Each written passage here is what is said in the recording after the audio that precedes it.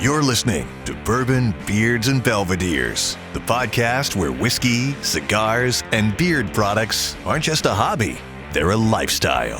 Hosted by Adam, Paul, and Jerry, three guys with real experience, full beards, and even fuller glasses. Each episode serves up thoughtful tastings, laid-back cigar talk, and honest takes on beard gear and beyond. From top-shelf pours to everyday essentials, this is the place where conversations flow as smooth as the whiskey. So, pour a glass, light one up, and enjoy the ride. This is Bourbon, Beards, and Belvederes.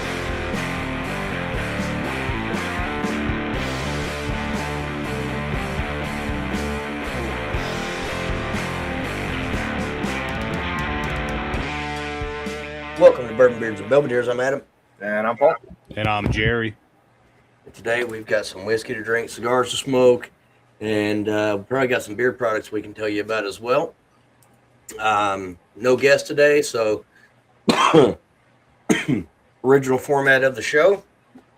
We are doing a side-by-side, so it will be a little extra, but nothing too flashy.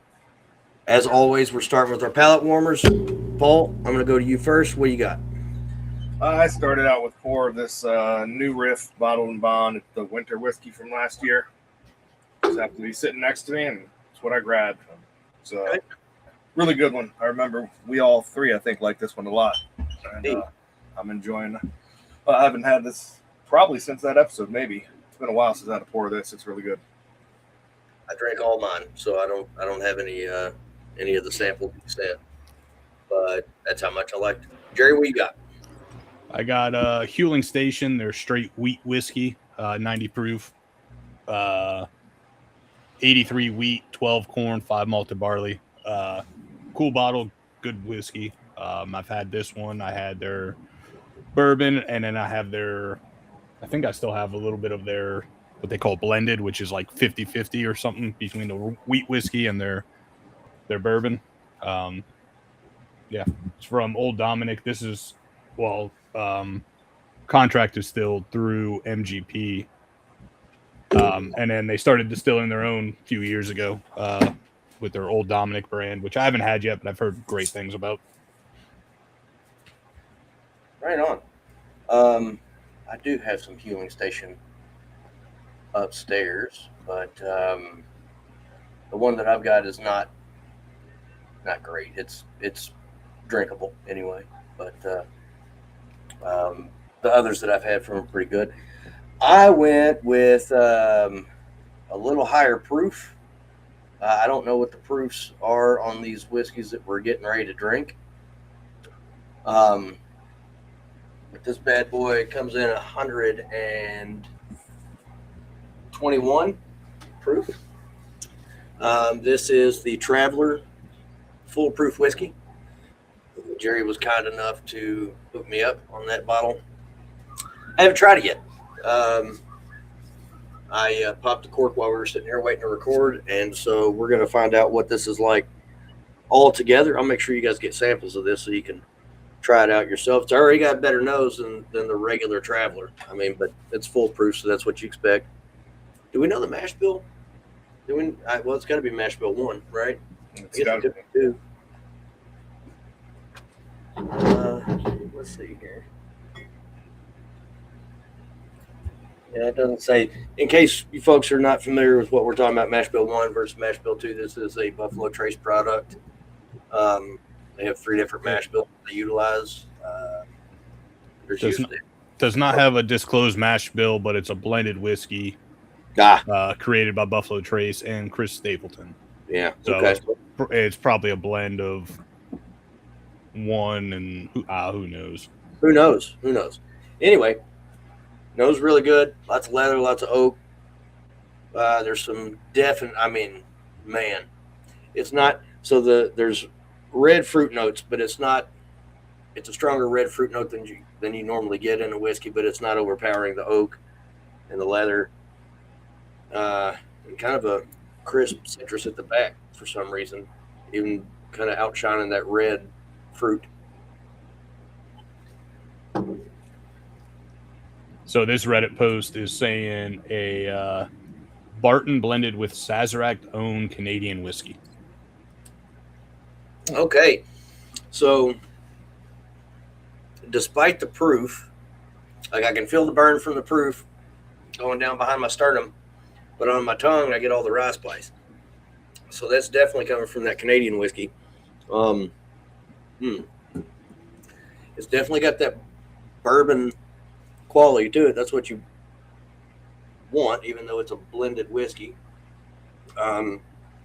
It tastes like bourbon to some extent.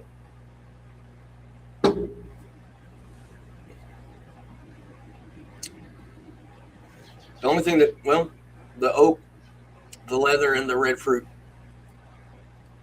do all come through. Considering this is my first drink of the day, and it being 121 proof, and my tolerance is through the floor because I haven't really been able to drink all that much for the last 2 months. I'm going to be drunk before I finish this glass, but it is tasty.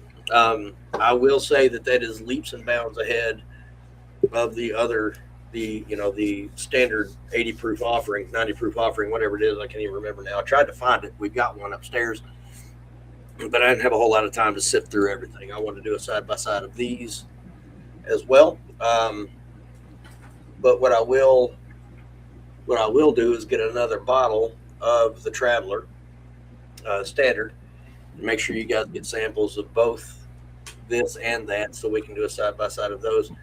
I know neither one of you guys are necessarily, and I'm not either, a huge fan of the original offering, but this is much better. This is much better. So if they dial it in at a happy medium between whatever the hell the other one is and this 121 proof, probably somewhere in the 105 to 110, I would guess.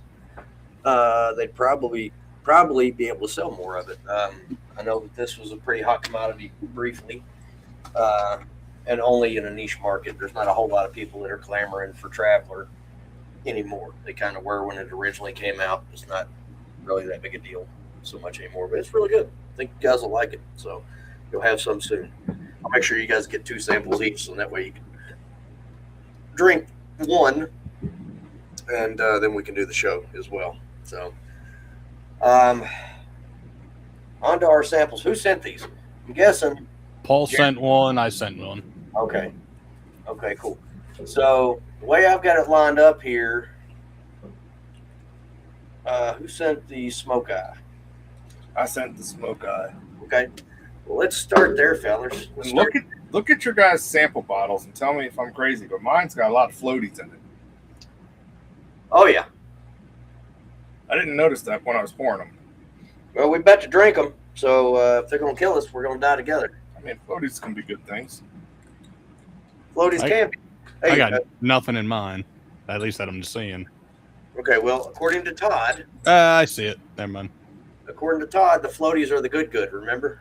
Yeah, see, I don't see it much once I poured it in the Glen, which is crazy, but in the little sample bottle, I don't know if it's like how the glass is shaped, but it's like full of floaties, but then when I put it in the Glen, it just looks clear and cloudy. Same. And I don't even have a Glen. I've got whatever the fuck this is that Peerless gives you whenever you go to take their sample. That's really weird. And then I've got one from Whiskey Thief as well. So my thanks to both of those companies for these fantastic little glasses. And then Jerry, remind me, didn't Four Roses had these, didn't they? Without the stem on them. For the tasting, yeah, but we left with the rocks glass, if I remember correctly. If I remember correctly, we left with both. Maybe. Officially, we only left with the rocks glasses. Some of us. Yeah, officially. So. Well, this Smokeye Hill, I remember I purchased off of, I want to say Sealbox. It was because it won. It got in the media, I guess, a little bit more because I don't think I'd ever heard of this brand before. Maybe I feel like they might have been on one of those Zoom tastings where we had a sample of it at one point in time, but I know I've never purchased a bottle from this distillery. prior to Mr. Minnick hyping it up, and it won a platinum Ascot award, and then it won gold in San Francisco. So it picked up some awards. I want to say both of those were for the single barrel. This is the small batch, but it is what it is. So this one is 93 proof, $65, I think, was the price on it. It's 5+ years age stated on the bottle.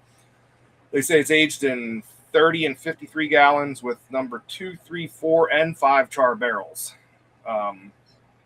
This is founded by a guy named Blake Johns. They use a proprietary heirloom bourbon mash with yellow corn, rye, and malted barley.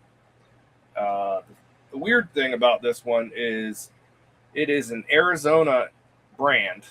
Their distilleries, they're sourcing, so I don't even know if they're distilling their own, to be honest. But it's an Arizona brand, and that's why they're honoring, I guess, the heirloom blue corn, which is something from Arizona, or at least inspired by Arizona blue corn.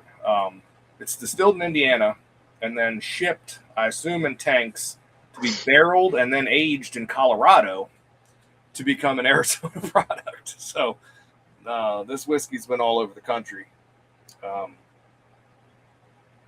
And yeah, I mean, it's got some tasting notes on the website, but I didn't write them down. I figured we'll just get into it ourselves and see what we come up with. For me, on the nose, the first thing right when I poured it was brown sugar. Brown sugar and like a fruity sweetness. Mm-hmm. But I can't I can't figure out the fruit. It's like, I don't know, it's like a I don't know. I keep going back and forth between like a floral fruit. Yeah. I mean, I don't know, But I like how it's not like a candy sweetness. It's more of like an actual fruity sweetness, at least to me. Like honeysuckle, maybe? Some kind of floral fruit sweetness. But the brown sugar is just overpowering on the nose for me. Definitely smells good. Yeah. Oh, yeah. Okay. Well, since we're doing a side-by-side, before we get too deep into it, Jerry, go ahead and tell us about the other one. So this one is, the Smokeye, I think, went crazy in 24. Yep. This past year at KBF, Silk Velvet went crazy. So this is the Silk Velvet. This is the single barrel, 7 years, 4 char, barrel number 13. It's 75, 21.4, but it is a Kentucky straight. So it's not MGP. And it comes from a man called Jacob Call. Also, most of you guys might know him from Green River. He started up Western Kentucky Distilling, which this is what it's out of. Doesn't actually disclose where this is sourced from. But it does say bottled by Western Kentucky Distilling, distilled in Kentucky. I can make a guess, but it might be wrong. But yeah, this one I think was $75 off seal box, I think, and 107 proof, so a little bit higher than the Smokeye. But yeah. I'd be willing to bet that this is a barrel that he distilled from Green River, being with the age on it. Yeah, I would either say that or Bardstown. Granted, Green River, Bardstown, more or less same company, different mash bills, but I'd imagine it's from one of them. And I know he started releasing the WKY bottles, which I have a single barrel of. Those I know for sure he grabbed from Green River when he left. Those were his barrels that he bought or he took with him, however you want to say it. But so we're talking about Green River. Let's go ahead and talk about this news. I'm sure you guys, it's a week old by now, but it happened after the last recording and previous to this recording. But Green River laid off their head distiller, Aaron Harris, late, about a week ago, so late in March.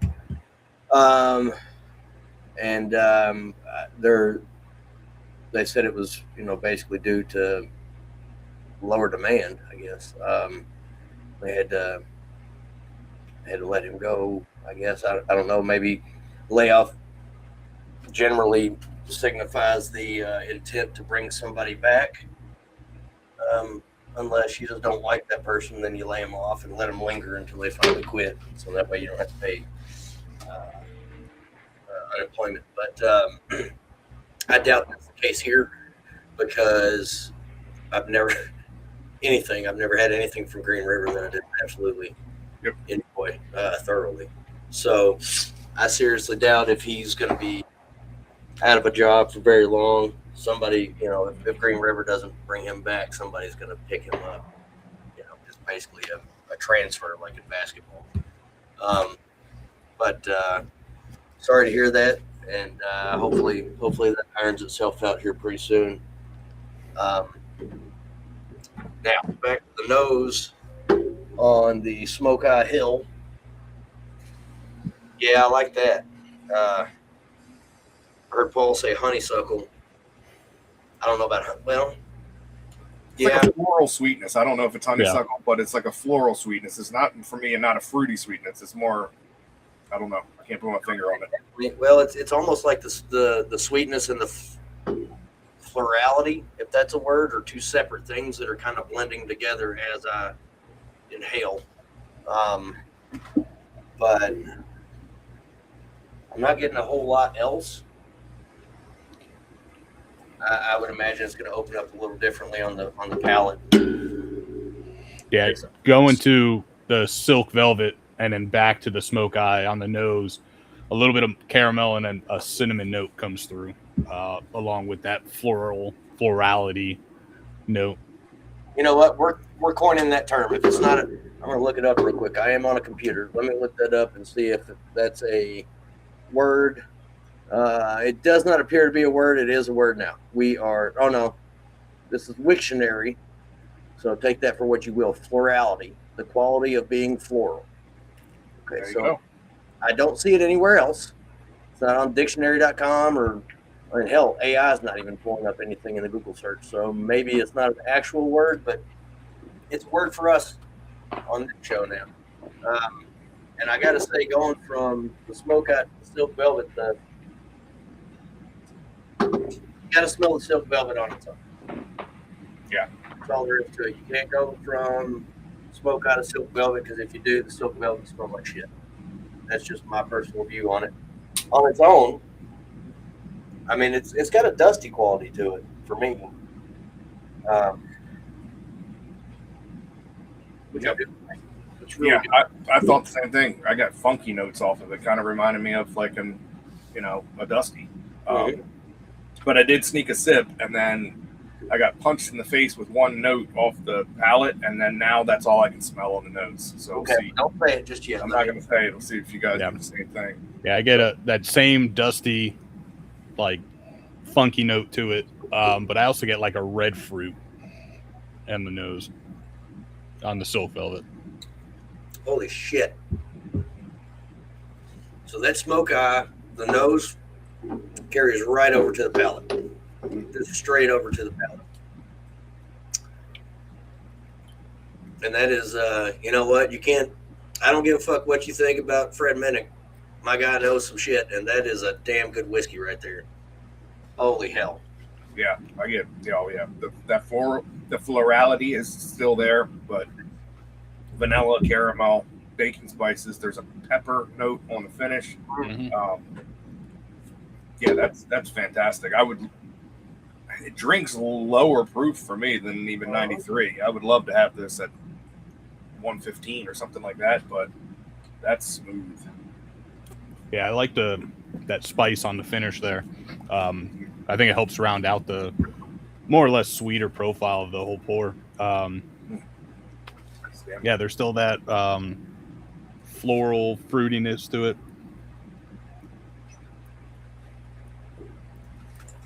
Yeah. With the cigar for me, and we are smoking the same cigar. The cigar, it mutes all the flavors. I took a drag off the cigar and then took a drink. It mutes all the flavors that we just talked about until the finish. And then there's some new notes in there for me that would only be coming from the cigar, but it's some chocolate, some, I know what it is. It's Reese's Peanut Butter Puffs, the cereal. That's what I've got on the finish there. I can see that. Yeah. I would have never pulled that peanut. I got the chocolate note, but it's not like a milk chocolate. It's like some fake cereal chocolate. That's exactly what I'm getting. But that peppery finish is still there too, which is nice. For sure.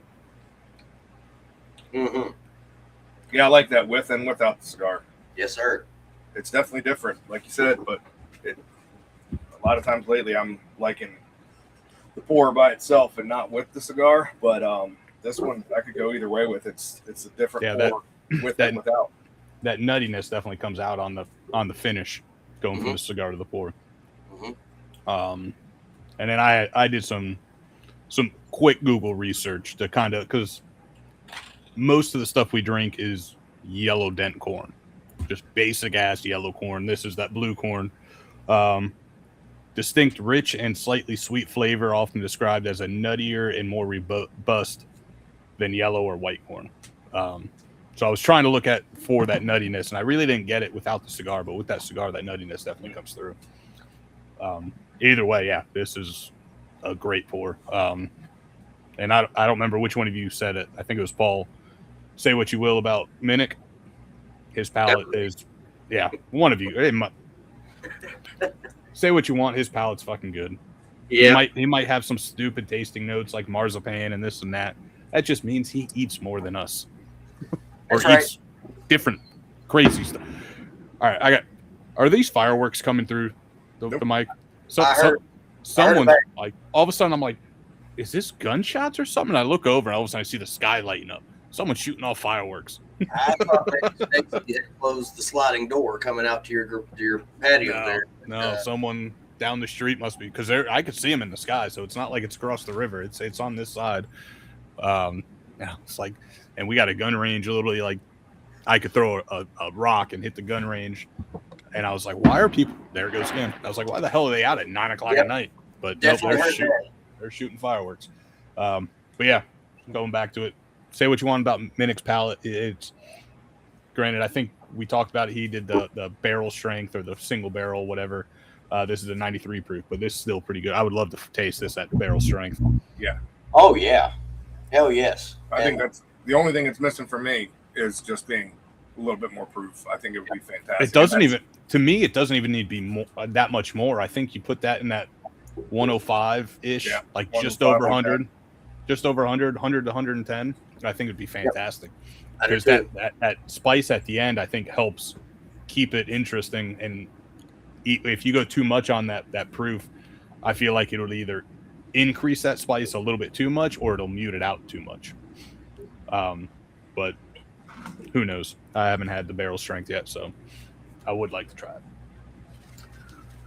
Okay. Well, before we palletize this Silk Velvet, what was the proof on this, Jerry? I can't remember. What did you say? 107? Silk Velvet was 107. 107. Okay, cool.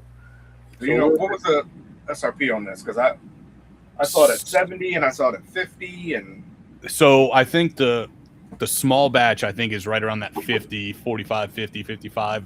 This is the single barrel, which is, I think, 70 to 80 bucks, somewhere in there. I think I picked it up for 75 on Seal Box. Yeah. So I got to be honest. Okay. So the name Silk Velvet definitely gives me the heebie-jeebies because I drank a whole lot of Kessler when I was. Oh, yeah. It definitely has that, like, let's put a name on it so people think it's good. And honestly, you look at the label, it has like the gold embossing or whatever you call it on it. I dig that label. That label's badass. Oh, it is, but like that whole Silk Velvet in embossed in gold just makes it look like someone. Well, if they took an old label and revamped it. Well, yeah, no, it is. That's exactly what it looks like. It is. It's a revival label from the 1880s of the Winstead Distillery out of Henderson, Kentucky. and then the Hargris family in Henderson, Kentucky revived the old label. So it is a revival label. Yeah, and it looks like it. Definitely looks like someone took an old label and made it new.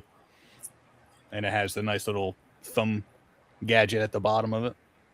If you've held the Detling bottles, it's the same bottle. Yep, same bottle, yeah. I like these bottles. They're just a pain to pour in samples. Because of, yes. Yeah.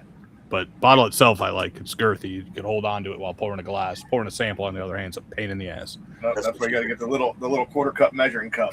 Pour it into that, and it's got the little spout. All right, well, hold on, shit. I just took a hit off a cigar, so let me swish here so that I don't have that. Cool. All right.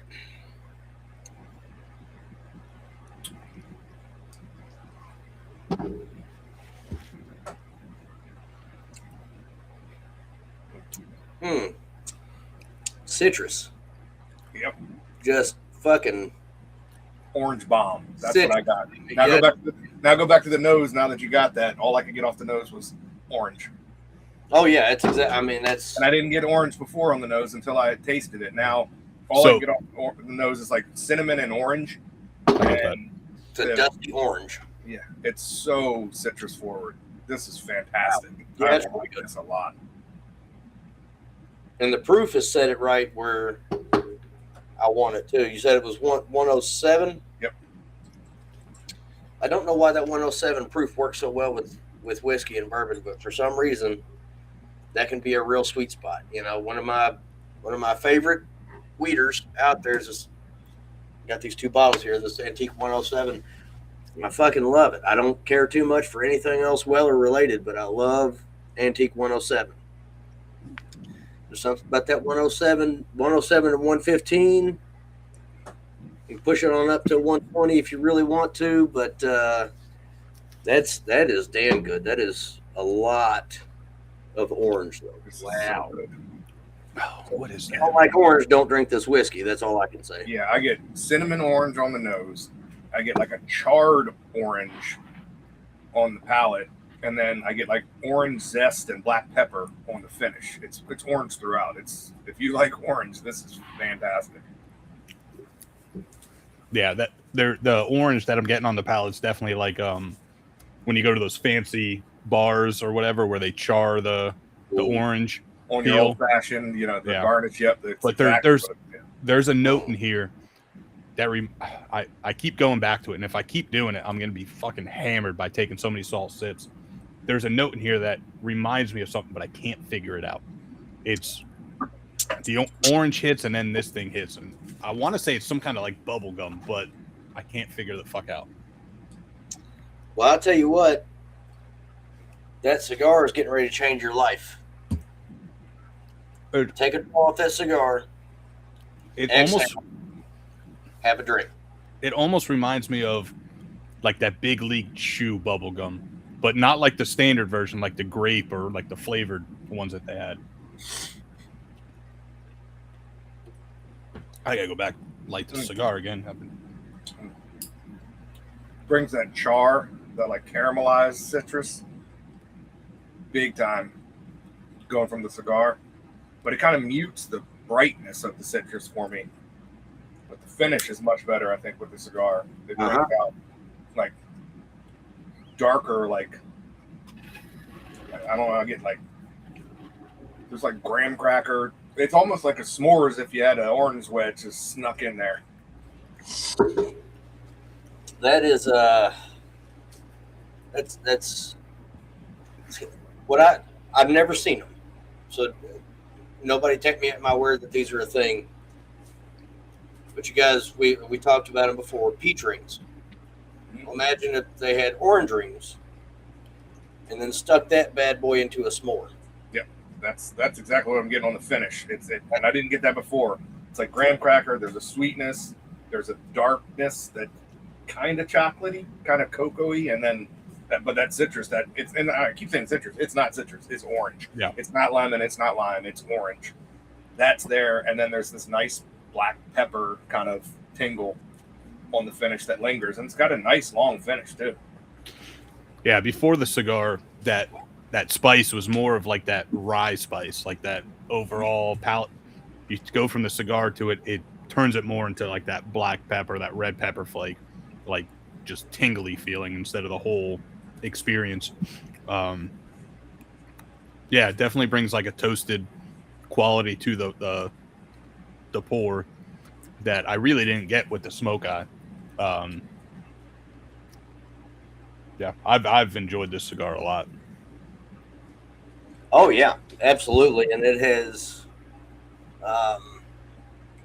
it's done some awesome things for both of these whiskeys, and it's just a great cigar by itself so far, despite the terrible name and this abhorrent color on the collar, which hey, they got knocked out first round, so that's all that matters. yeah, well, thank God for that. I immediately removed this bastard. I saw that. Yeah. And I have been smoking it without the collar on it altogether. I look forward to it. And I've got a large collection of the cigar collars that we've had on this show over the last 3 years in a Booker's box. Like it's, here, I'll show it to you. It's quite large, Yeah. As you guys can see. Quite extensive. We smoked a lot of cigars on this show. I'm burning this bitch. But the cigar is fantastic. These folks are doing some awesome things, I gotta say. And Jerry's got a little story behind it. Jerry's the one that sent it. But before we go any farther, I'm gonna do it right here on camera. So that there it goes. Look at that. All lit up and burning away. Oh, what a shame. Jerry, tell us all about it. So this brand I met in December at the Ybor City Cigar Festival. I talked to him about coming on the show. We're still trying to work some things out. Definitely want to get him on the show because I picked up these 3 cigars. Told them it was for the show, and then they threw in a 4 by, I don't know, like a 4 by 50 or something. A nice little just like nub cigar. That way they said you could smoke it before you have these on the show, whenever that is. And I smoked that one. It was fantastic. So this is from Carolina Blue Cigars, and that's why Adam lit that whole thing up, because it is, like they say, Carolina Blue. It is straight Carolina Blue. It's gross. It makes you want to vomit looking at it. And while that's up there, that, even though I had to relight it twice because I've been talking, that burn line is still fucking spot on. Oh, yeah. So from Carolina Blue, this is their signature Maduro in 6x52. Mexican San Andres wrapper, Corojo 98 binder, and Dominican and Nicaraguan broadleaf filler. It says the wrapper should deliver cocoa and coffee and earthy richness. The Corojo 98 adds a steady spice and balance, as the fillers bring out a flavor bomb that is unmatched, as you get cedar, light sweetness, deep earth note, molasses, and a nutty undertone. The 6-year aged tobacco allows the flavors to burn smooth, consistent with rich, satisfying finish. And I'm gonna have to agree with that whole statement. And the collar should deliver queasiness. Don't forget about that. I'd have to look on the website to see which. I know what the band look like. Well, I don't remember the cigar. It might have been. Okay, yeah, I think they gave me a little thing of the Dragonfly, the Nicaraguan Maduro, Nicaraguan throughout. I'm pretty sure that's what it was. It was definitely a Nicaraguan Maduro that they gave me. But yeah, this one pre-light, a lot of like earthy, chocolatey notes during the whole smoke. Earthy, chocolatey, a nice sweetness, a little bit of nuttiness. It's a fantastic smoke the whole way through so far, and I'm about halfway through. Same. Yeah, that's all. It's been consistent throughout with that, like I said, earthy chocolate note, a little bit of nuttiness, which I think helped pair or bring that nuttiness out of the smoke hill Yeah. Yeah, no, I totally agree. It's fantastic smoke. It's I get a lot. For me, it's more nuttiness than anything else, which I enjoy a lot. I tried to stop drinking for a couple pulls off the cigar just to make sure I wasn't being influenced, because I wasn't picking up any sweet notes. And you said one of their notes was molasses, and I really haven't gotten that one part. I'm not getting it, but I am getting a sweet nuttiness. There is a sweet note to the cigar when I stop drinking the whiskey for a couple of minutes. There is a sweet note that's there. I wouldn't have got that from just the cigar alone because I'm drinking sweet whiskey. But just alone on the cigar, there is a sweetness to it. But the nuttiness for me, it's like a shelled peanut. I mean, it's just I was going to say a peanut nutty. Shelled peanut with some like baker's chocolate in the area. Yeah, there's some like earthy notes. I'd say it's close to medium. Yeah. It's went out on me twice, but it's because we're talking a lot. But I mean, burn line's perfect. Great draw, produces a lot of smoke. It's a gorgeous looking cigar, except for the rap or the band, according to Adam. But I you take out the whole Carolina part of it. That light blue, the dark blue with the darker wrapper. I like it. Yeah. Just pops. It does pop because the dark Maduro wrapper and that dark blue, light blue with some white, popping through. It is gross. I mean, jumps off the shelf in my mind, but I'm also a Carolina Panthers fan, and then we kind of have those colors too. Yeah. So well, Bills all the way. Bills in UK. Fuck everything Carolina. Did you guys see the post I sent you about the Bills? Not to get off subject too much, but about the one missed catch that gave the Bills the final loss of the season, and that got them the first overall pick, so they could pick O.J. Simpson, who then went on to, allegedly kill two people and be represented by Mr. Kardashian, who then, that's how the Kardashians got famous. So that one person who dropped that catch caused two murders and the Kardashians to become relevant. No, that's that butterfly effect. Yeah. I didn't see that. I did see that they traded away Deion Dawkins to Miami for what fucking reason, I don't know. I mean, when they're top, defensive linemen, just go ahead and trade him for no fucking reason. This is so fucking stupid. It's so stupid. But we're getting on to another subject there that we don't need to get onto, right? So, the cigar. So, fair warning: do not drink the silk velvet and then go back to the cigar. That's going to ruin it for you. It's a totally different experience and not good. It did not taste good at all. Going from the cigar to the silk velvet, that's a different situation. Actually, that tasted so good to me that I killed that. Right? I'm getting ready to kill the Smokeye just because it's so fucking good. But that silk velvet, holy shit, that's again, Fred Minnick knows some shit. But if Smokeye won over silk velvet, I'm not too sure about that. That silk velvet was really fucking good. Yeah, I think the Smokeye was 2024, silk velvet was 2025, where it caught the hype like before. So going side by side was a fun thing to do, because I think for me there's a clear cut winner, nose, palate, finish. Yeah, I think silk velvet might have been in his list, but I don't think it was number one like Smoke Hill was. Silk velvet just took off at everyone at KBF. Everyone was talking about it. Everyone was pouring samples for everybody else. And then with the Jacob Cole name behind it, and a couple people that I talked to, I knew I had to grab it. I'm glad I did. Now I'm not going to say there's a clear-cut winner, because for me, there's a huge variance between with the cigar versus without the cigar. So for me, the Smokeye without the cigar wins hands down over the silk velvet. That's just me. With the cigar, the silk velvet wins. I mean, it's head and shoulders. It's night and day. It's totally different. So I'm not gonna say there's a clear cut winner. Plus, 2 different years, whatever. But They're both fantastic. Both of them are absolutely fantastic. And both of them are fantastic with the cigar. And like you guys said, and mine's only gone out once. I can't find my torch lighter. I don't have any idea where my fucking torch lighter is. I guess I'm going to have to buy another one.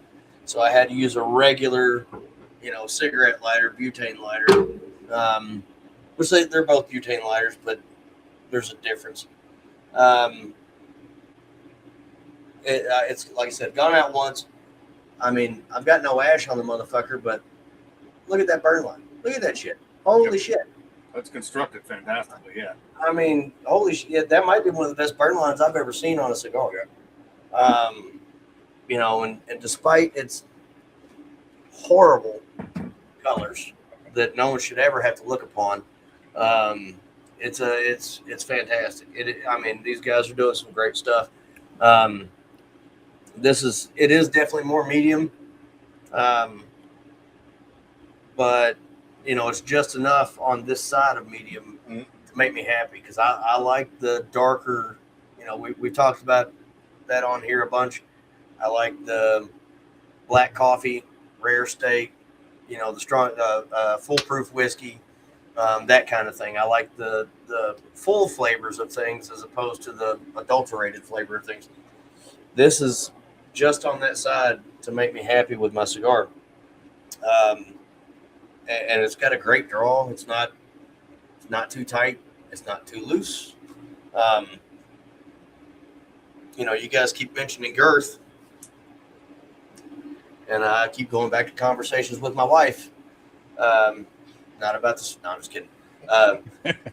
It's generally those conversations go, there's not enough girth. But no, this is it's not too much cigar, right? If you don't have enough time, right? If you got 3 or 4 hours to spend in a cigar lounge or just hanging out with your buddies, maybe on a golf course or in your house or whatever the hell, and you've got one of those gigantic fucking cigars like those 6x60s or you're talking about the Liberty cigar or the George Washington. No, I'm talking about the one that has the skulls on the label that we got, the Bone Crusher. Asylum? Yeah, no, the Bone Crusher. So they've got the shit. I can't remember what they're called now. We had one on here. It was like this fucking long and about that big around. Anyway, it's not too much, not too little. It'll last for the duration. How long we've been recording here, Jerry? Do you have a counter on your end? Because I don't. I hit recording almost 50 minutes ago. Okay, so 50 minutes it took me to get into the last third. Okay, and that's with a lot of talking. So that's a good sign to me, right? It keeps on burning, but it doesn't burn too fast when you're sitting around talking or not necessarily drawing on it. It doesn't draw too fast. I do have a slight imperfection in the wrapper, if you guys can see that there where it's coming undone, but it's getting ready to burn off, so it doesn't matter. Actually, I just went ahead and burned it off, so that way it doesn't end up getting pulled off or something stupid. But it has totally enhanced the flavor of both of these whiskeys, which is a big plus for us on this show. That's something we're always looking for. It's a great cigar. It's a great cigar. And I will be looking for other cigars from this company and buying them, provided that they're not all loaded up with this horrible Carolina blue coming on it. So they have, if I remember correctly, they have 2 lines. They have the Dominican line and they have the Nicaraguan line. The Dominican line, if I remember correctly, is the blue. The Nicaraguan is the red. Okay. Well, is it red and black? Because if it's red and black, I got issue with that one too. That's Louisville colors. I can't do that either. We're just gonna have to print off our own Kentucky labels to put on every cigar we send out from now on. Now that one I can get behind. That looks like there's a lot of other cigar companies out there. Romeo and Julieta comes to mind. And then they have red and white. They also have another line that's like black and gold, black and silver. There's the black and gold one. It's hard. Can we get a sky blue? Is it too? Well, not sky blue. Can we get a Kentucky blue and white? Is it too much to ask for? From a company called Carolina Blue, probably. Yes. No, well, probably so. We can I'm going to ask anyway. You know, it doesn't hurt to ask. Yeah, that's one, and you can tape it around the cigar. That's the whole lineup. Come on, focus. Stop focusing on me. That's the whole lineup of their. You're so pretty, Jerry. It wants to focus on you. Apparently. Who can blame it? But it's all there. It goes. There's all your nice little blue ones. As Adam looks down, doesn't want to look up. I see them. I'll say that other than I think it's their Connecticut, which is a lighter shade, but you get that blue on that darker wrapper, it stands out. Yeah, it definitely does. But I'm pretty sure they're going to Ybor City Cigar Festival this year, December 6th, 9th. I don't remember. They'll be there again. If I don't order beforehand, because I say this, and I've been doing good on the whiskey, the cigars. I'm going to try to keep myself from buying so much, because there's 2 big cigar festivals coming to Florida this year that I'm going to, or I'm going to try to go to. You got the Ybor City in December. And then in October, you have the TPA Smoke Fest. I want to throw this out there.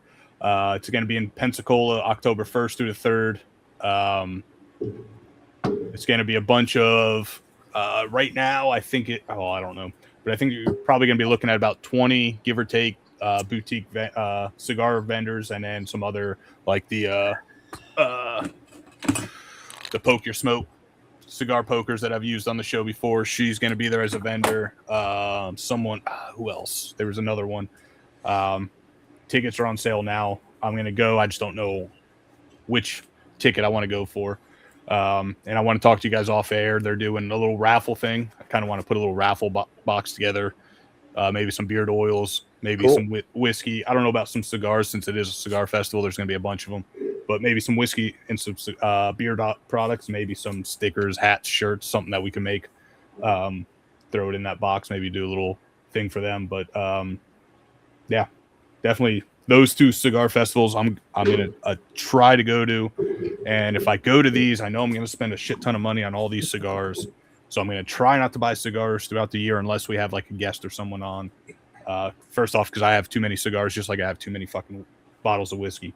But yeah, those 2 festivals. And if I don't buy these cigars before then, it's just going to be hard not to buy these cigars. I'm definitely going to grab a bunch of these at Ybor City when I'm down there. Yeah, not a damn good cigar. But going back to these pours, I kind of feel bad for the Smokeye Hill for me, because this Silk Velvet hits me perfectly in my palate. I'm right there. Fantastic. It blows that pour out of the water for me. I mean, it's unfair side by side, because the Smokeye Hill is fantastic, but the orange, that predominant orange note, I find to be just delicious. I'm a huge fan of this pour. This is amazing. I like it better with the cigar. I like it better on the nose, the palate, and the finish. It's almost an unfair comparison, honestly, because that orange note just hits me in the sweet spot. I mean, that's just it. This is beautiful. It's gorgeous for me. This is it's a pour of the year contender for me. It's a fantastic, absolutely fantastic pour, and fantastic nose. But again, for me, it comes down to the difference between, because of what we do on this show, it comes down to the difference between with the cigar versus without. And for me, the Silk Velvet with the cigar wins hands down. No question whatsoever. I agree. It's just so, because it changes it so much, but it changes it in such a way that you get to experience a bunch of notes that you don't without the cigar that are pleasant. The s'mores quality, you guys know that about me. I like that. I like a good s'mores esque note in my whiskey. And with the cigar, that's what I get. And I really appreciate that. However, I did just finish off the Smokeye Hill, And I did that without the cigar. And wouldn't you know it, all those honeysuckle notes and the oak and everything else that we got in the first place are still there and still incredible. So for both of these, absolutely fantastic job by both of these companies. But for what we do here on this show, I've got to give the edge to Silk Velvet. Yeah. Without the cigar, it's closer, but it's Silk Velvet for me. With the cigar, like Adam said, easy win with the Silk Velvet. They are two different profiles. To me, the Silk Velvet's more of that, I don't want to say sweeter, but you got that orange, more sweeter, brighter pour. The Smokeye, to me, is more of that brown sugar, darker nuttiness. So they are two different pours, and I obviously lean towards more of that sweeter, brighter style pour. But yeah, that Silk Velvet, both of them are fantastic. And I know I just said a minute ago, I'm trying not to buy stuff, but it's that Smokeye Hill, whether it's this 93 proof or that barrel strength, I might have to look at because it's great by itself. Just those, like that citrusy, that brightness from the Silk Velvet is just, it's fantastic. And then you put it with this darker, earthy, dark cocoa cigar. It kind of has a nice little contrast, plays well with each other. To me, with the Smokeye, they kind of have similar qualities, which isn't a bad thing, but they play well together. The Silk Velvet, it's contrast that plays well together. Yeah, that Silk Velvet, I just took the last swig, and sad it's gone, but I will be purchasing the bottle because it just came to me. That might be my new favorite old-fashioned bourbon, because that citrus orange note that's already in there, that, yeah. I do have half a bottle to mess around. Maybe I'll bring this to Chattanooga, and because I got a couple bottles I'm bringing just to have. I might put this one in there instead and throw some bitters in there, and we can mess around with it. Yeah, that'd be good because that I think that'll make a damn fine old fashioned with that orange note already built into it. Like that's just yeah. And in case people don't know, we are all three very big fans of old fashions on this show. I think Paul might be the biggest fan out of all three of us, but we're definitely fans of old fashions. So anytime that we can find a whiskey that just is ready to be part of an old fashioned already, that's great. And you know, I've got a lot of friends that like to come over to my house and drink my whiskey, which is great. That's what it's for. It's here to be drank. It's here to be drank by my friends and by myself, obviously. And honestly, I'm looking forward to having a drink with my kids when they're old enough, because that'll be here sooner than I think, and I'll still have a lot of this whiskey hanging around. But a lot of the people that come over, they want to mix it whiskey and Coke. No, you're not mixing my good whiskey with a whiskey and Coke. That's not happening. I enjoy a whiskey and Coke, or as my wife likes. Here's your whiskey and Coke bourbon right there. There you go. So whiskey and Coke go the cheap stuff, but if you want to make a cocktail with some nicer whiskey, it elevates that cocktail tenfold. Yep. I've made some old fashions with everything from Old Forester 86, Wild Turkey 101, all the way up to Elijah Craig Barrel Proof, E.H. Taylor Barrel Proof. I've done it all just to kind of mess around, and honestly, you can't go wrong with any old fashioned, but sometimes those higher proof whiskeys sit well with that damn old fashioned. Oh yeah, especially if you're going to sit with one and you know you've got a big cube that's melting and stuff. You want to be north of 110 at least in my mind. Oh, yeah. You don't want to go with an 80 or 90 proof. It'll just be watered down by the end. And yeah, something a little bit That- spicier or that brings a note like that citrus note, something like that kind of stands out in my mind.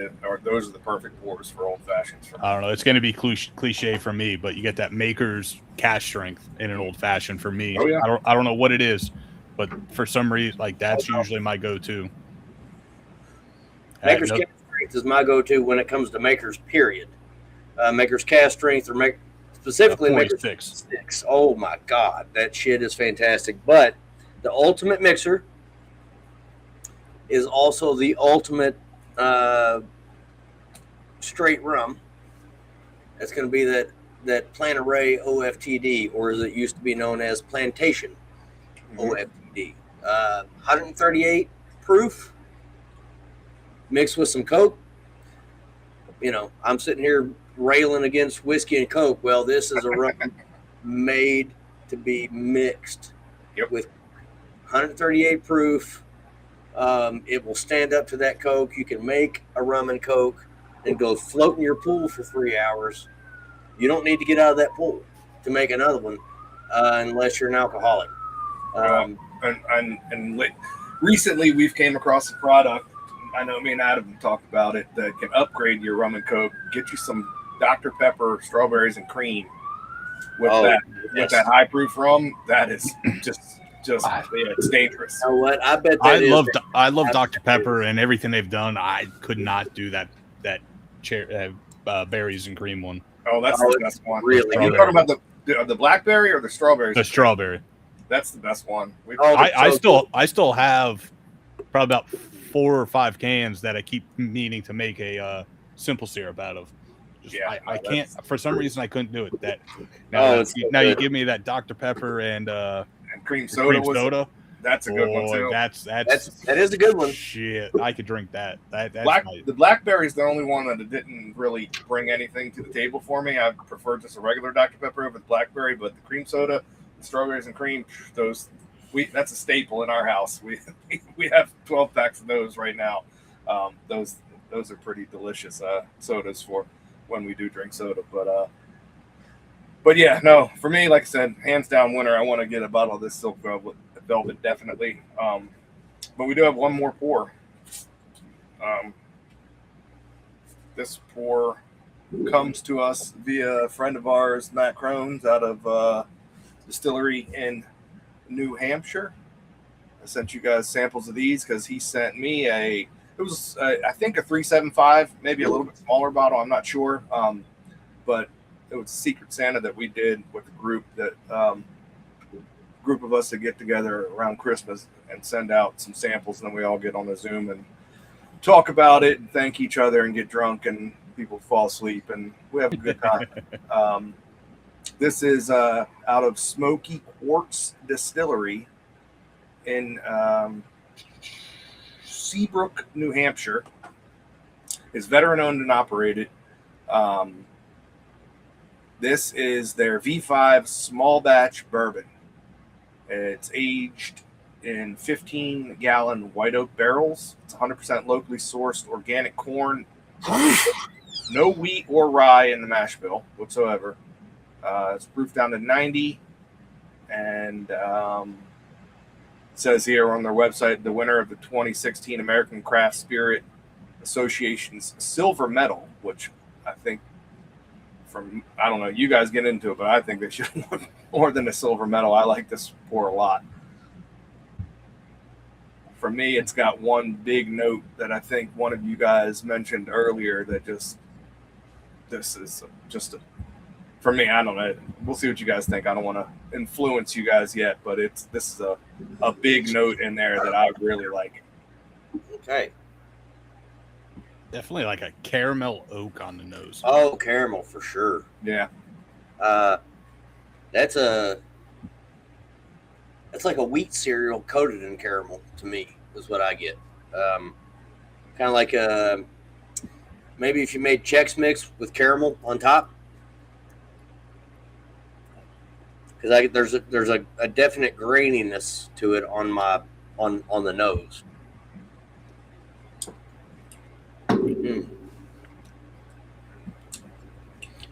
I get some graininess on the palate too.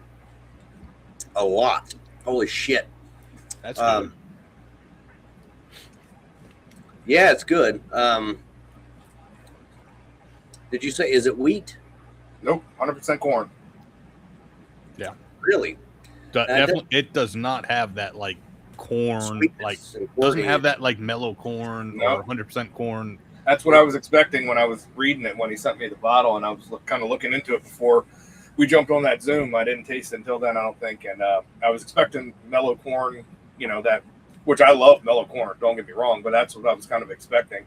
But there is what I get off of this big time, and I do get it from mellow corn a little bit, and I guess I'm thinking about it, I probably get it off of a lot of 100% corn, but this to me is a freaking bubble gum bomb.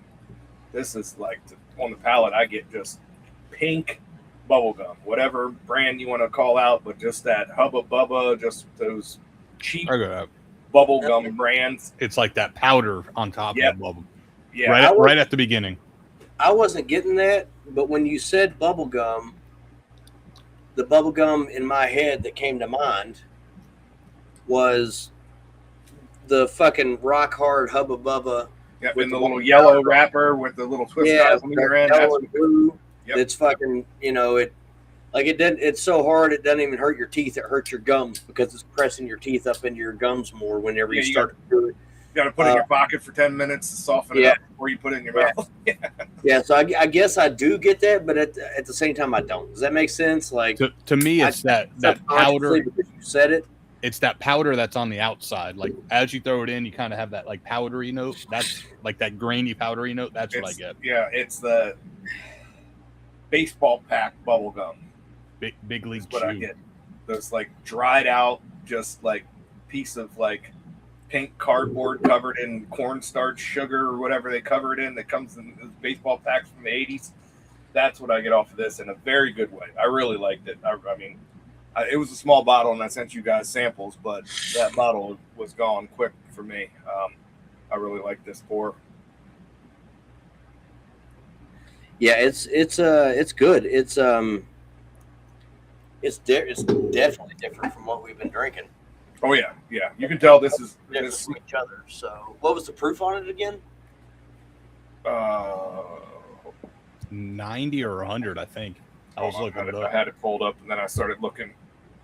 90 proof, 100% locally sourced organic corn.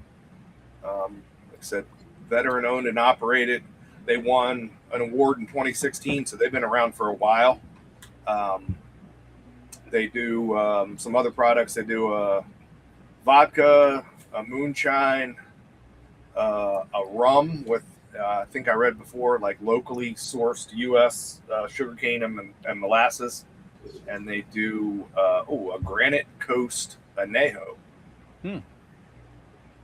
100% grade A molasses distilled to make our award-winning Granite Coast white rum. That's Granite Coast Añejo is their rum. Am I reading that right? Yeah. Okay. So I'd like to try some other things from them. I was impressed by this from a small distillery in New Hampshire that I had never heard of before. I was, pleased to get this from Crohn's, and I enjoyed it. Yeah, that's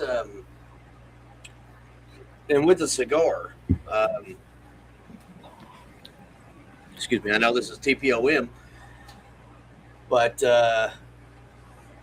with the cigar, it's. There's a gram quality to it with that. I'm always looking for the s'mores quality. There's a gram aspect of that s'mores quality to this, without the marshmallow, without the chocolate entirely. And since I was a child, I don't do it anymore. I can't remember the last time I did, but when I was a kid, I'd just sit and eat a whole box of graham. Well, not a whole box, but you know what I mean. Get the box, the whole sleeve, because they come in like 2 or 3 sleeves. Yeah, exactly. You eat that whole sleeve. Yes, I'd eat half a sleeve at least. Probably the whole thing while I'm watching. Tiny Toons and fucking Tiny Toon Adventures and whatever the fuck else. You know what I mean? Like, that's where it takes me back. So that's actually an experience that I was not expecting. That opened up core memories for me. Right, memories of being a child that, doing this, doing that, and watching whatever, and that's so that pairing actually works really, really well for me. Yeah. Like I Such a said, great no chocolate, but definite gram qualities. Yeah, I get that too, and it's such a great mouthfeel. Like, it's just so silky on your palate. Incredible legs on the glass too for being, kind of low proof. It's young too. It's only a couple months. Like, it's less than 2 years, I think, isn't it? I don't believe they even say. I had their website pulled up because I was looking to see if anybody had like reviewed this or anything like that, and not much. I mean, I think they're pretty small, and I don't know that they even bourbon? V5 bourbon. Yep, from Smoky. I'm looking at their. I don't think it's age stated at all. No, it just says age, in 15-gallon white oak barrels. Yep, that's all it says. Color. Okay, no, gold. 7 months for batch number 1, which I believe that's what he told me. Yeah, it's so the tasting notes that they have listed are very generic. They're not specific at all, but they're accurate. Sweet, flavorful, creamy, mild, good oak and vanilla, slight spice. I feel like that's pretty fucking accurate for what we just drank. Yeah, it's generic, like you said, but yeah, it hits right on, and definitely under a year old. The one on the website says 7 months. I don't unfortunately have the bottle to remember if that was the same, but I would imagine they're all probably around that age statement. Yeah, and the best part is, and this is something we really should have taken the time, because if we kind of threw this show together like we do with most of them, unless we have a guest on. If we had taken the time, we probably would have featured this one and then spread out the other drinks throughout the show, because this one is veteran owned and operated, something we like to really showcase, get out there and let people know about, because that's something that's important. I'll reach out to him, see if we get him on. I'll reach out to him this week, see if we get him on for maybe get some of his other products or their other products. Let's do that for sure. But yeah, for me, with the cigar and this pour, the cigar almost makes it taste older. Like, it takes a little bit of that graininess away. It adds that like toasted like woodiness to it. So to me it almost gives it a little bit of almost like the bourbon baggers, almost gives that little extra thing without dropping anything in it.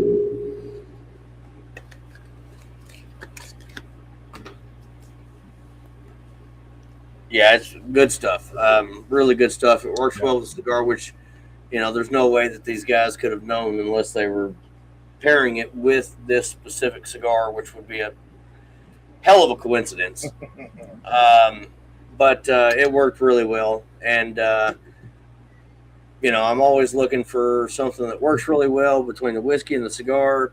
And that does it. That does it. It's really great. This whiskey is really, really good. I drank both the other samples because they were smaller. I am going to hold on to the last half of this sample that I've got,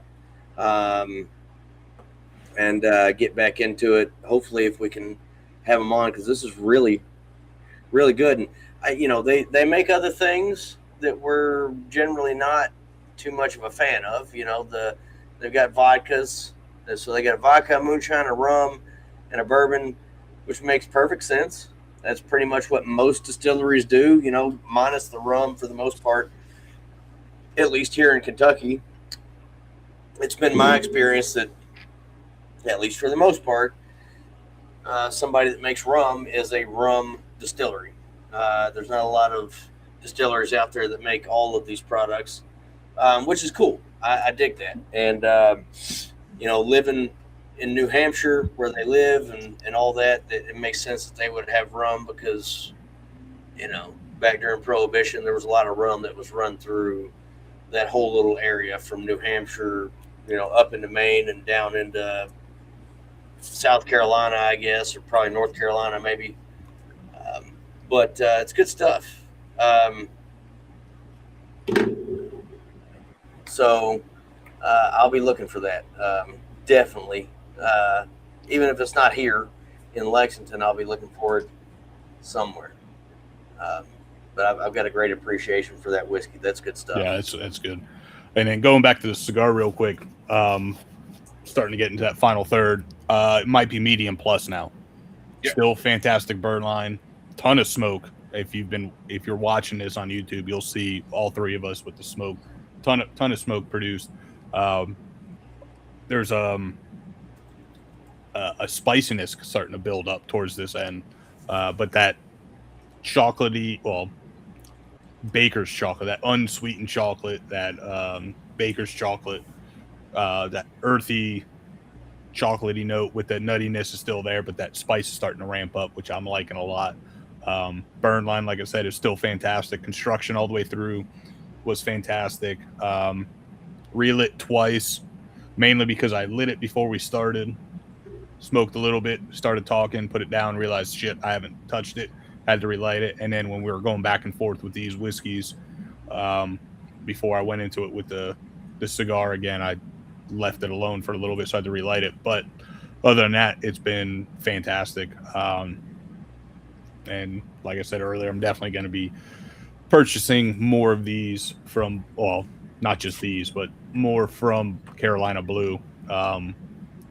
See what they have for like a sampler pack or something. Try to get all of them, because I'd be interested to try everything they have. Because this, if anything, what they have is if this is anything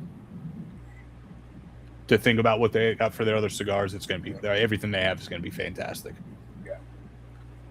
And what was the price point on this? Did you say? Oh, I do not remember. Let me see if I can pull it up. Carolina Blue. Let's see. Do we get lucky and it's on their website? No.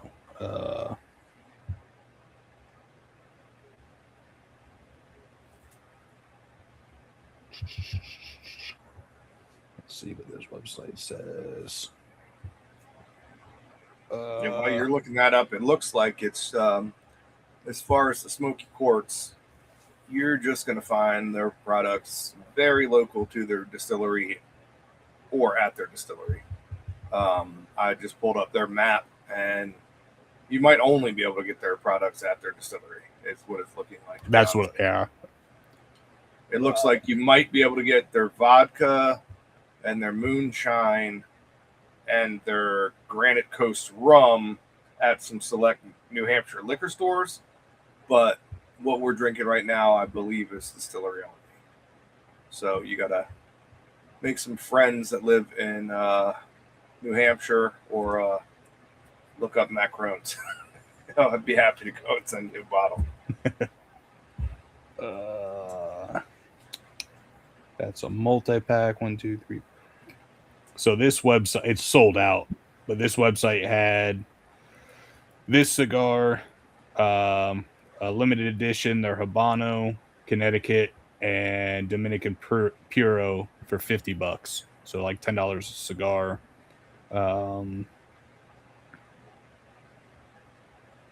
Yeah, I do not remember. Honestly, if I was to guess, somewhere between like 12 and 14. Mm-hmm.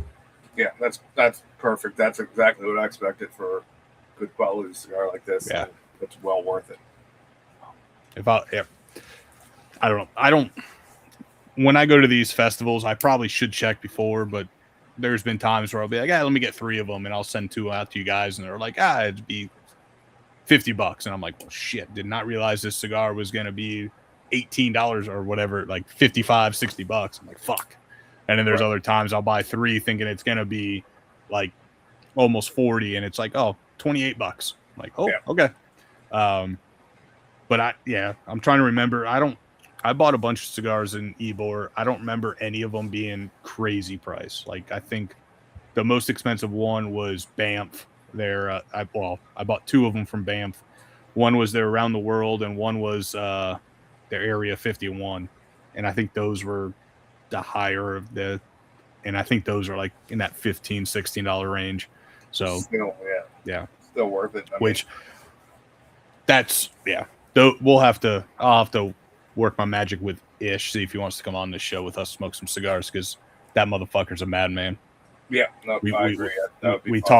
We talked about him with when we had Hayes Gray on, and because he was the one that rolled their new Irmausch du Mar, or however you say it. Yep. And they will be coming out with a new one in June or July, I think. Their second one this year is coming out, and they keep talking about how fantastic it is. So I've been bugging them like, hey, when it gets closer,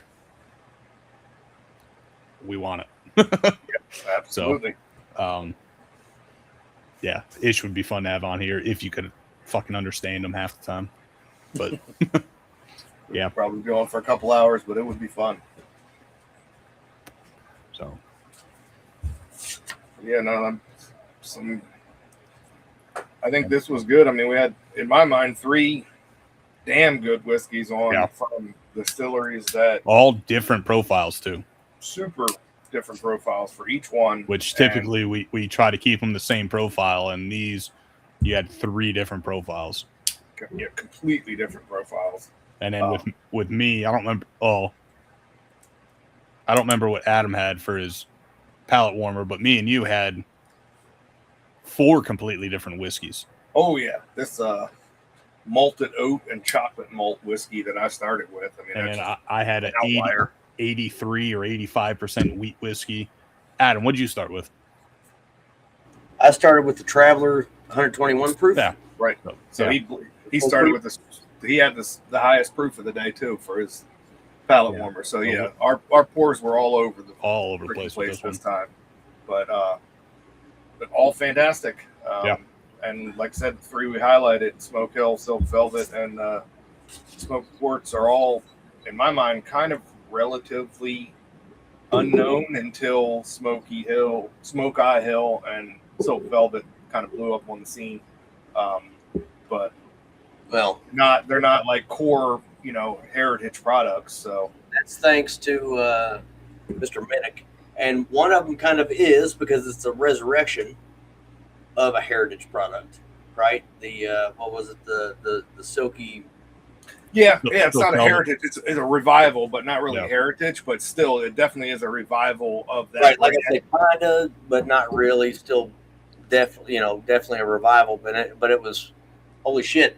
And if you've got a tie like I do, for me, the winner is the Silk Velvet, and the reason for that is because of the bottle and the label more than the bottle even.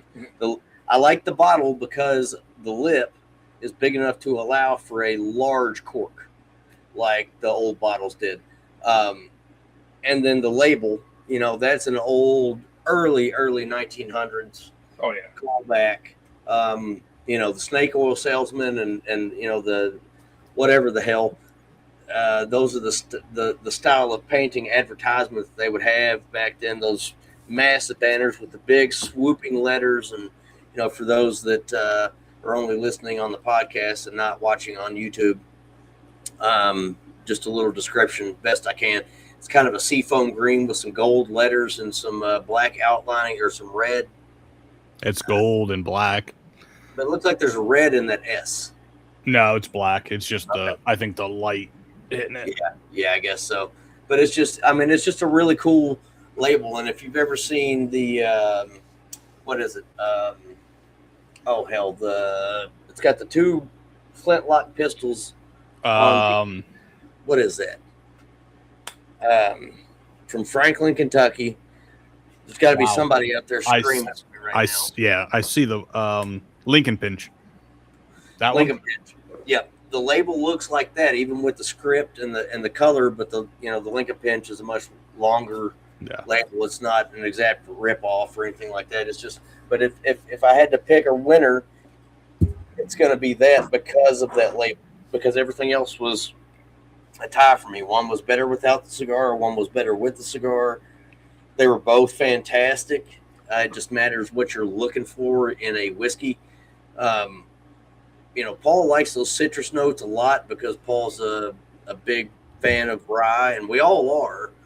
But bourbon is always going to be and has always been my first love.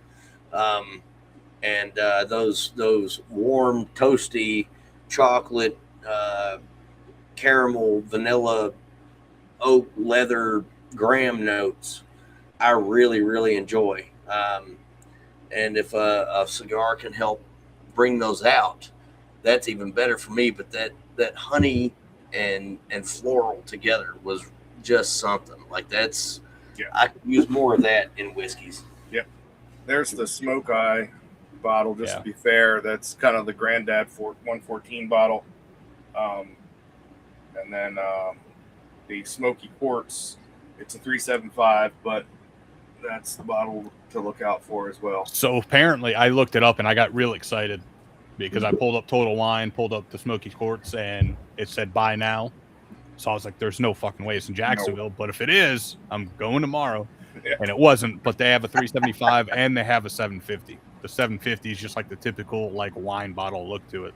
Gotcha. So I probably would have picked up the 375 just because I think those shorter squatty bottles look better than, but I think it wasn't like I think the 750 was like $55. Like it wasn't like crazy prices. That's a damn good price. Hell yeah, I'd buy that all day long. Yep, absolutely. Yeah, those are some great whiskeys. Fantastic cigar. I had finished mine. That last third was a lot more intense than the first two. Lots of darker flavors that I would expect. A little bit of darker earthy note to it. There you go. $55.99, but it's only in, well, the closest one to me is in Dedham, Massachusetts. So nowhere close. So the closest one to all three of us. Yep, exactly. But you guys are a lot closer than I am. Truth. But you know who else is closer? Crohn's. Matt Crohn's. A short text message away. Or there's a couple other guys that live in Pennsylvania. Matt's going to wake up to 3 different text messages in the morning. So Jake, who wins our fantasy football league every year, and Roy, I believe, both live in Pennsylvania. So they're, I think, technically the closest out of that little group, but Crohn's is probably the most likely to make it happen for us. Crohn's, we hope you listen. This year, Leroy won the fantasy. Well, that's Roy. That's what I'm talking about. He beat me by less than 2 points. Okay. I'm pretty sure Jake has won it more than anybody else. Oh, that's right. I had to look back. That's because fucking Brock Purdy went fucking ape shit on that last game. I went to bed and I was like 15 points up. I'm like, I got this shit. I wake up and he had a severely subpar season and then all of a sudden broke out. Yeah, Brock Purdy put 35 points up on the final game. He was only projected for 17. So I went to bed. I was like, I'm going to win this shit, even though it's just bragging rights. But I woke up to 35-point Purdy, and I was like, fuck. Oh. Can't wait for football. Draft is next. Can't wait.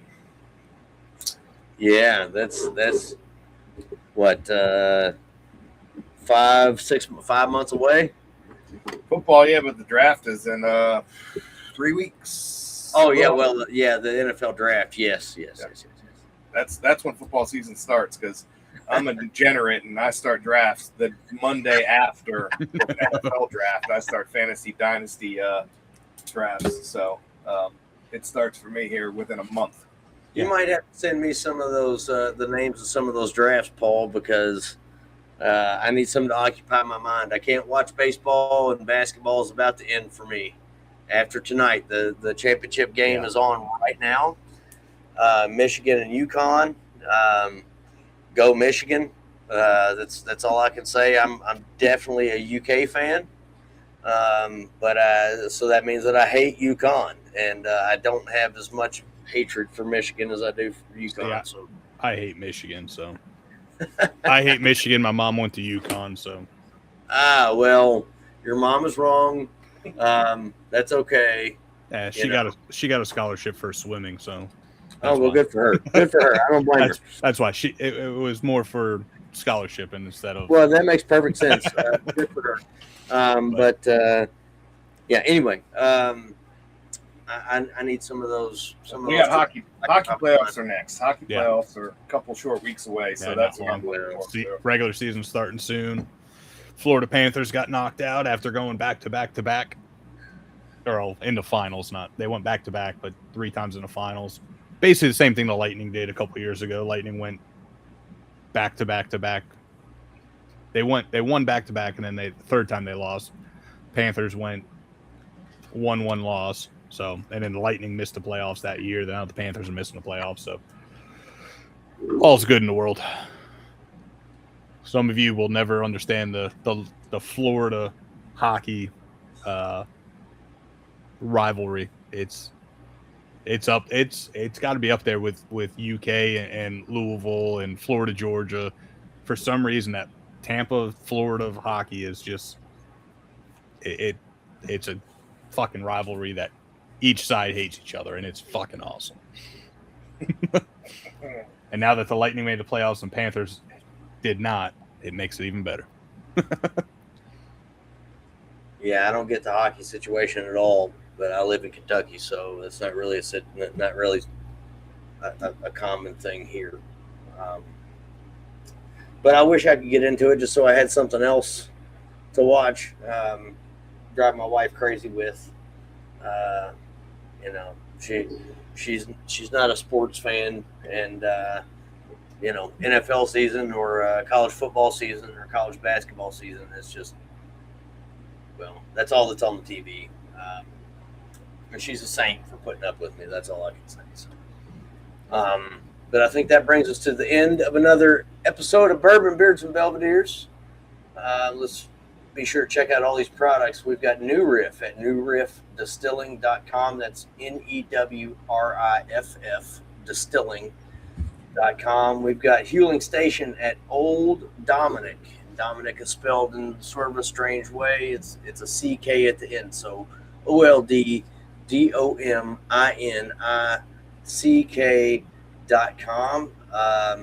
You go into their menu, go to spirits, and go to Huling Station. You're going to find it there.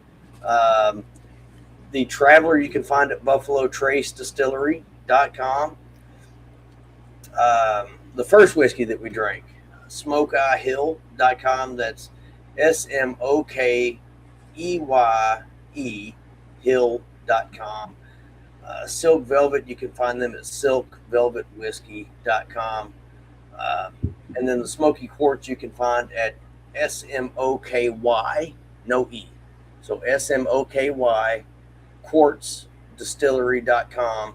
And then the cigars you can find at Gross. It's Carolina Blue Cigars.com. There's so much Carolina Blue on it. So much. Also, real quick, Silk Velvet is from Western Kentucky Distilling. So WKYDistilling.com is the main one that Jacob Call is doing. So just want to throw that out there too. But good. Glad you did. Of course, we didn't feature a beer product today, so there's nothing really to tell you there.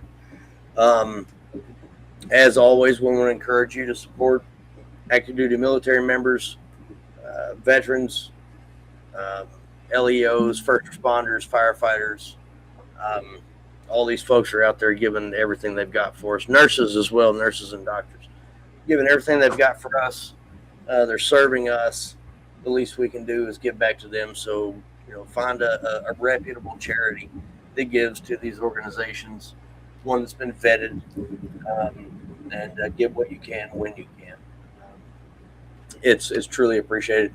And you know, just like always, be on the lookout and support and protect children in your area, in your community, in your family.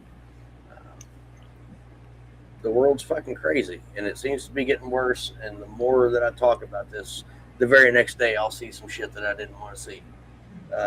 Just by scrolling through Facebook. That's how in my face it is. Used to, it's kind of news you had to go look for it. You had to, you know, somebody had to serve it up to you on the nightly news, whatever. And now I can't even scroll through Facebook without seeing 4 articles about kids that have been raped, whatever. And Dude, it's fucking stupid. It's awful. It is. It's stupid. It's awful. It's disgusting. You know, but on that note, I do want to offer my support to the young man down in Florida that recently killed and dismembered a known predator. I commented David Harris Jr. Posted about him the other day, and I commented on his post asking how we can would donate to his legal funds, to his legal fees, whatever, because he's going to go to jail for murder. That's all there is to it. But you know, I'm good for him. That's all I can say. He'll get a lot of respect in prison when he gets out. You know, whatever. He should have a 2-bedroom suite to himself. He'll have a lot of respect in there. Yeah, that's what I'm saying. Yeah, he'll have a lot of respect in prison, and you know, whatever. I know I sound like a lunatic right now, but I'm just so tired of it. I'm tired of it, and you know, the Alaskan Avenger. I would love to get him. We might be able to get him on this show. I'm going to reach out and try that. That guy's story, I've loved it. You know, for a long time. It's just there's too much of this shit. It's fucking ridiculous. I can't believe that it's happening to this degree, and you know, my hat is off to those that do something about it. But we need to do better as a society in protecting our children. We have to. Yeah. So, and on another note, we have people that might be circling the moon tomorrow, allegedly. Indeed. Depending on how you want to look at that one. Images from the dark side. Better images than have ever been seen from the dark side of the moon. New episode coming to Spirits and Secrets. So, yeah, you have to look out for the Artemis episode of the Spirits and Secrets launch real soon. Anyway. Great products, great smoke, great whiskeys. We have a few beer products that we have in the chamber that we'll have to get back on soon. And then me and Paul will have an update for the Chattanooga Founders release. That when this gets released, we'd already go to it, but at time of recording, we're leaving. We'll be up there this week, so we'll have an update for that one. I don't know. Maybe we'll go live during the event or some shit like that. We'll figure out something. We'll find Tim or somebody with Chattanooga. We'll go live with them, just talk about it for a little bit or something. We'll be meeting up with Jason from the Dram Amateur. He doesn't know it yet, and since this is coming out after we go up there, he's never had Malort before. So guess who's stopping at Total Wine tomorrow to pick up some Malort? So we're gonna meet up with him, and we're gonna somehow get him to drink Malort with us. We'll definitely record that as well. Oh yeah. Me and Paul have a sweet looking Airbnb on the 4th floor of this apartment complex, top floor with a balcony. So we'll be smoking some cigars, drinking some Malort. You should do that live. You should do that on Instagram Live. I'm sure we will. Actually, you know what? Fuck that. We'll do it here. See if we can do a simulcast between YouTube and Instagram Live. And I'll jump on the call with you. We'll go live on the Instagram, on the podcast Instagram. We'll see if he could go live on his Instagram, and then you can jump on too, and we'll all do it. I can't. So I'd have to do it all through my phone that way. I can't do it with my microphone and shit. Yeah, that's fine. That's Instagram Live. Who cares about my? Yeah, I don't want to do that. That's what I'm saying. I want to use my microphone, not my phone. So let's see if if it has to be that way. Fine. If not, if we can do it a different way, let's see if we can't make it happen a different way. But either way, I will definitely. We might be able to work it out where he can come, hang out on the balcony prior to the Founders Day event. And start that event off right with some Malort pours and have the laptops out. I mean, it might have to be. What are the odds we could get Tim to drink Malort with us at the Founders Day event? He's probably gonna be pretty busy, but we will try. Our Airbnb is literally next door to the distillery. Yeah, like it's on property. Try. We could run back upstairs real quick. Yeah. Bring some samples with us. So yeah, we'll have an update on that next week. And then next week, unfortunately, when this episode comes out, we'd already be live. But next week we're going live with, or yesterday at the time of this recording, or when this recording comes out, we're going live with AT Field Cigars. I've smoked his Habano and Connecticut. Both those were fantastic. Looking forward to his Maduro. So I'll be starting to push that stuff out here in this week. So got some good things coming. Right on. Well, guys, I'm gonna go inside and eat. So yep. Until next week, enjoy your spirits and cigars responsibly. Cheers. Cheers, guys.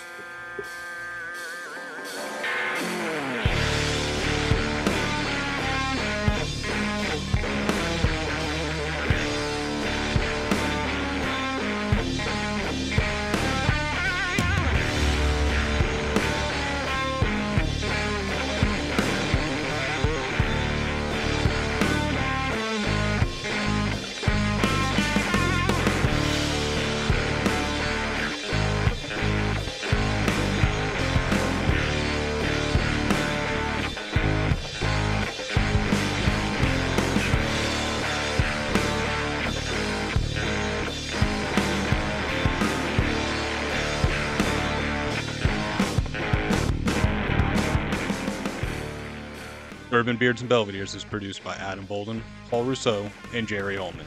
Edited by Jerry Ullman. Music by Ryan Johnson. You can find all of our links on our website at bourbonbeardsandbelvederes.com and at beacons.ai/bourbonbeards and belvederes. As always, enjoy your bourbon and cigars responsibly. Cheers.